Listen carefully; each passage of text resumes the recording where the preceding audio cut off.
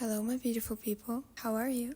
I hope you're doing great. I don't know about you, but if I like something, I'm going to stick to it. I'm an outfit repeater, I'm a movie rewatcher. God knows it was 150th time I watched the first season of Gossip Girl yesterday. And on top of that, I'm an avid rereader. Tell me, do you ever get the feeling like you want to read an old book of yours? Yes, that one. The one you bought in a hurry a couple of years ago, read it in just a few days, and was astonished at how good this book was. I know you do. We all do. There's just something so comforting in the books that are already opened, already explored, and are probably now engraved in your brain forever. It's the comfort of already knowing what to expect from a book, and that is what I seek on a rainy day, just like this one. So here you have 5 books that I refuse to let go and forget, and that I want to reread next month. Without further ado, let's get into it. The first book on my list is The Trial by Franz Kafka. Who doesn't love a portion of Kafka on a rainy day? Be honest. At times like these, all I want to do is get into my bed with my coffee and plunge into the world of Kafka, which is absolutely absurd and intriguing in the best way possible. I remember that I read this book for the first time exactly 2 years ago. I was in my hotel room and I was traveling, and I did not leave my hotel room for 1 day straight because I was just sitting there with this book, absolutely mesmerized. I swear to God, I needed nothing else besides this book on my lap. I just couldn't put it down. For a good few hours, maybe not a few, this book became my universe. Let me tell you more about it. It's a fascinating novel where we follow the main character by the name of Joseph K. Yes, we don't know his full last name, we just know that it starts with a K. He's a man who finds himself suddenly arrested for an unspecified crime. The book chronicles his journey throughout the illogical legal system where he struggles to understand who his accusers are, so he doesn't know anything about the crime he's committed. The only thing he knows is that he's arrested. Kafka masterfully creates this world of confusion and frustration while mirroring the protagonist's feelings as he navigates this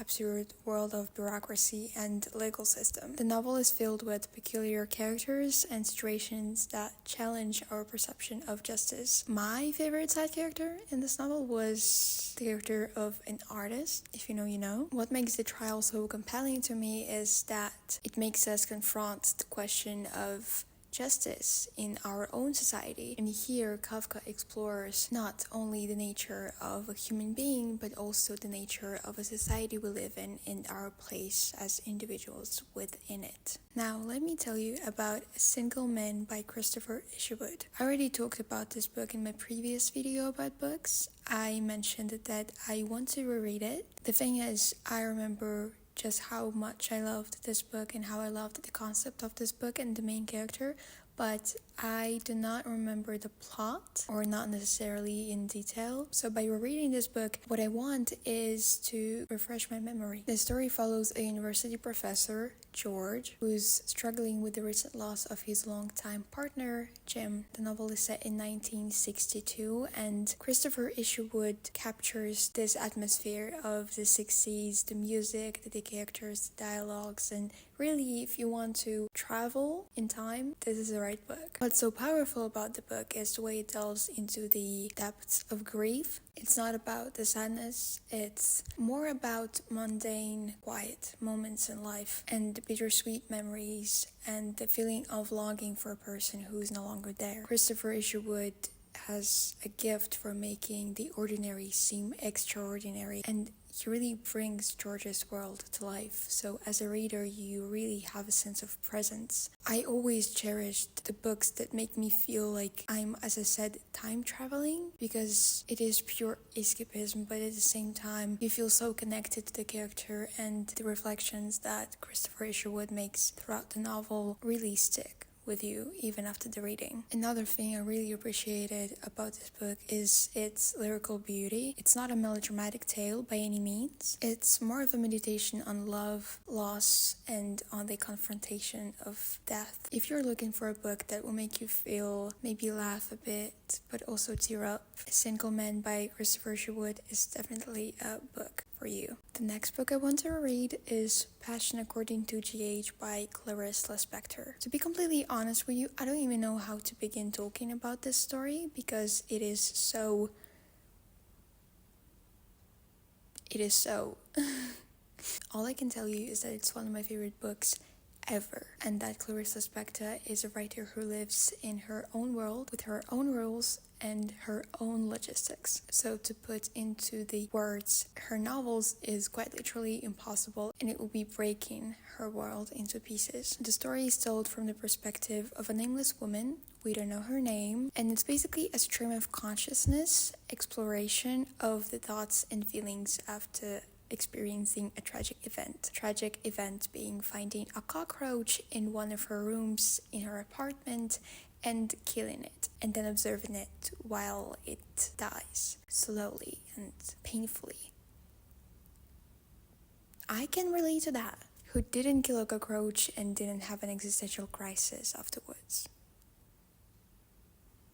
She then asks herself the questions of faith, mortality, and meaning of life while observing the death of a cockroach. And it's a really deep dive into the human psyche, and it's not always a comfortable read. I was grossed out most of the time, and this novel is really disturbing, but I'm a person who likes to be disturbed by the things I read. I don't mean like I wouldn't say, no, I take it back. It's just that novels that disturb me rather than comfort me, they really just give you new food for thought, and I really appreciate that in a book. And because this book is one of my favorites, as much as it is disturbing, I love it. I love every page of this book. When entering any of Clarissa Spector's novels, you ought to be cautious. First of all, there's going to be a struggle. You'll be resistant to enter this world of hers. You'll be resistant to give up on everything you know about our world, and you will have to give it up. It is necessary. When finally reaching the destination, that is the central thought of the book, you'll be blessed by something that can be only described as knowledge, simple knowledge. With patience and appreciation for Clarissa Spector's writing, you will feel rewarded. I know I sound like I'm out of my mind, and maybe possibly you didn't even understand what I mean, and I guess this is a prime example of the fact that after reading Clarissa Spector, you're transformed from within. Or it's just that I'm a bad reviewer, and it's of course less flattering to me, but also true. Everything written by this woman, really, I will read it without a second thought. Somehow, every novel she has written found its way to my soul, and I just can't describe it. You have to read it to fully understand the admiration I have for her. One of the books I want to read next month is Giovanni's Room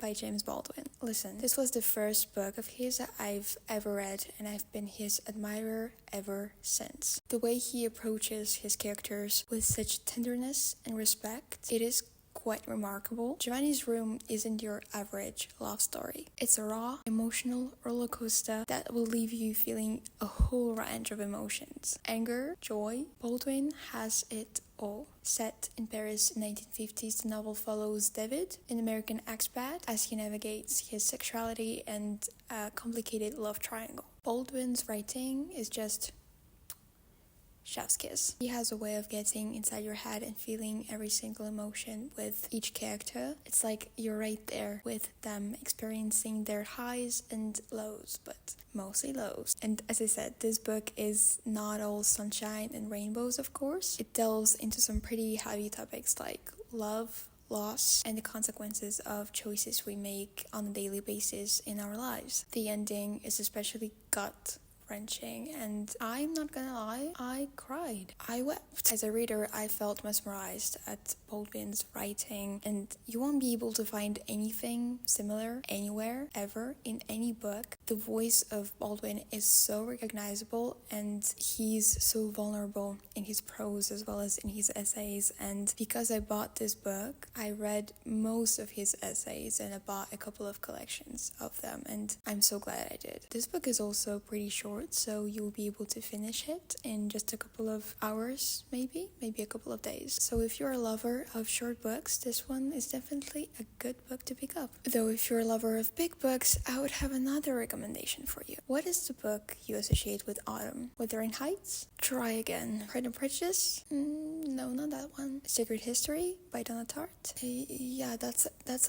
a good one actually. I did not think about it.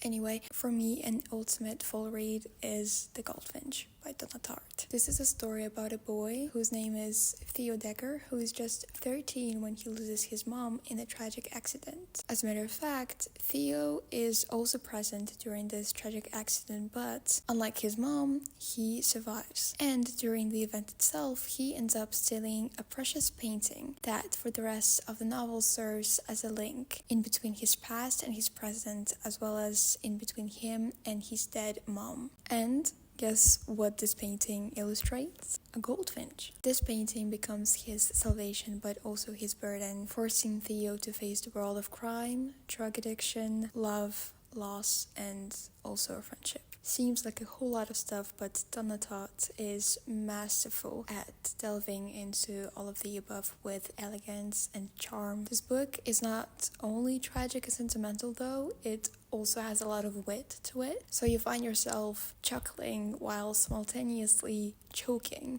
with tears. I'm going to be honest with you, this book holds a special place in my heart. I love it. It's my Roman Empire. I think about it every single day. It's my favorite book of all time and I reread it every day. I read it every day.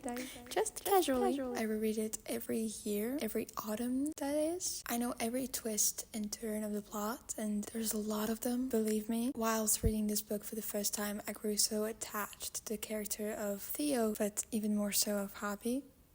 If you read this book, you know what I mean. That upon finishing this book, I held this book tightly in my arms. I wept and I fell asleep with it. And the next day, after I woke up, I considered rereading it all over again. This book is this good. We would honestly have to spend here nights and days if I was to describe this book with detail and precision and how much I love this book and why I love this book.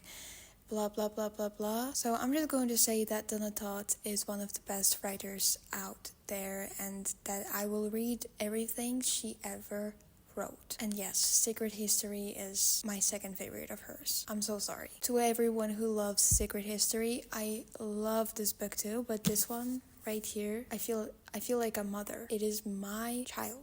On this note, I want to say thank you for watching this video, for listening to my silly little book recommendations. Now that I think of it, I might as well do a whole separate video on my favorite books, and maybe in that video I will go into much more detail about the goldfinch. So let me know if you would like that. I hope you enjoyed this video. Do you like reading books? Do you like rewatching films? If so, what is one book you would reread for the rest of your whole life? You already know my choice. Once again, thank you for watching. I hope you're having a great day. I wish you all the best and bye.